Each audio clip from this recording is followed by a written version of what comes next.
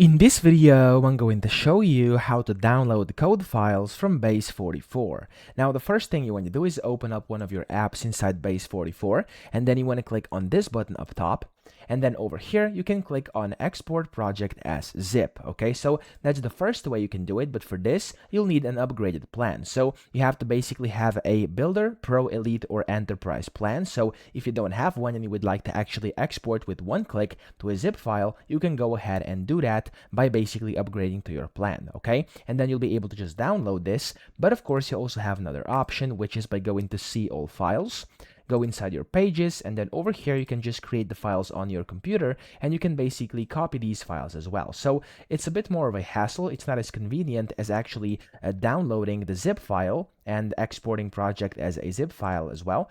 But of course it does work. It's just going to take a bit more of a work, and it could have some errors in there in case you haven't set things up correctly, and in case you are missing any of these things up here. Okay, so that's how you can download the code files. I hope this video helped you out. If it did, please subscribe to the channel and help me out as well.